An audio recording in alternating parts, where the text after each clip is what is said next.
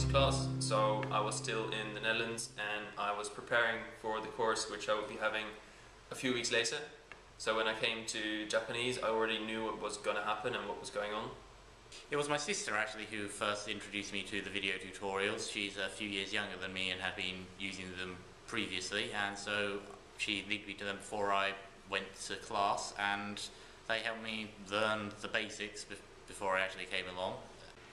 I found the video tutorials really helpful, especially in helping learning hiragana and katakana. An aspect of the tutorials which I found particularly useful are the mnemonics to help learn the characters, and the tutorials are especially helpful in helping with the stroke order, which is something I found particularly difficult. And the videos are also quite short, so you can just go over something after class if you get stuck on a particular character. The fantastic thing about having video tutorials is actually to have the option to be able to have the class at home. It doesn't necessarily mean that the children have to use it because they may learn in a different way, but I think that the option is what makes it really, really good. I often use video tutorials when I fall behind the class a lot, so it doesn't always affect other people's learning as well, so you can always go back to it. And when you don't get something, you can always keep rewinding it until you do get it. That's really good for video tutorials. I find video tutorials really helpful because you can go home, learn, practice or revise the kanji that you've learnt in the lesson.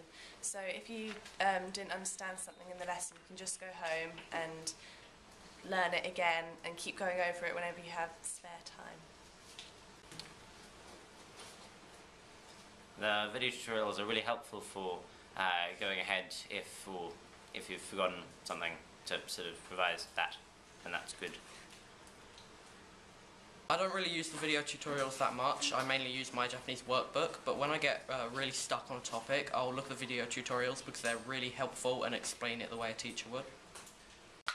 Using video tutorials is like just having a teacher right with you. I think the video tutorials is a great way of learning Japanese, as they're really, they sort of catch you in a way. The mnemonics that Ms. Rajakuma puts with it, it sort of makes it entertaining and you're learning at the same time, and it's an enjoyable way of just sitting down with a pen and paper and sort of writing it. This way you can go on your computer and sort of wherever you are, maybe if you don't have the actual file, you can still go on YouTube and still watch these video tutorials wherever you are, as long as you have a laptop or a computer. So yeah, really useful.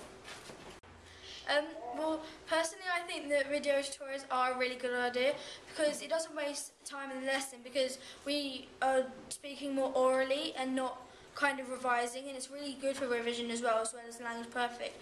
But the video tutorials, because Mr. Rajakuma has done really good mnemonics, they're kind of flexible as well, because we can make up our own mnemonics, which will help us even better. And as Eve said, they're kind of, some of them are very kind of similar. So for example, ket is kettle, because I can remember that, and then hat is handy kettle, so it's really good at remembering. And by the mnemonics, and it's a good Japanese, it's a really good language, because you need to keep revising it every day, otherwise you're going to forget it, and in tests or something it's going to be completely, it's not going to help you at all. So if you revise more, it will help you a lot more, and I think that video tutorials can really help you kind of in GCSEs and things like that. Thank you. Before Miss Rajakuma's video tutorials, hang on. I was lost. Wait. Don't be sarcastic. Right, start again. I did a D at GCSE. I really didn't know what to do. But Mrs. Rajakuma's video tutorials let me use my own initiative in my free time to really take matters into my own hands. I quickly learned so many new things in such an easy format. It was really a game changer, and in the end I got my A. Thank you, Miss Rajakuma, for these fantastic video tutorials. Okay, now do it again seriously. Do it in one that I can actually show. Oh my God, show that in the thing though. I will show that as a joke after I show the real one. Okay, the real, honestly, the goods and the bads, both, because it's good and bad. The video tutorials are well laid out, they're easy to understand. No, it's not a review, it's how you use it. I use it to learn grammar patterns, extra vocab, and it helps me understand what exactly I need in the syllabus and what vocab and grammar patterns I need to know for the exam, so it's really useful. in that sense.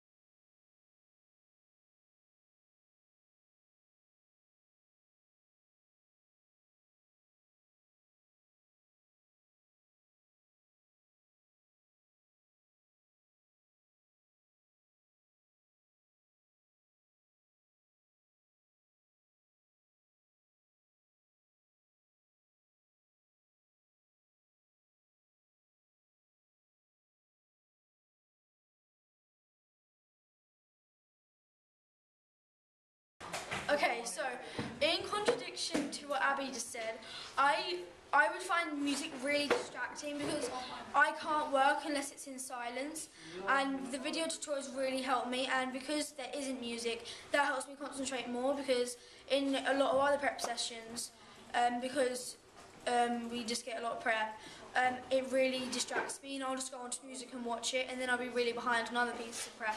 So I really don't find music helpful. I mean, I know Abby probably would, but I don't, and I really think music shouldn't be added, or she should play music herself in the back.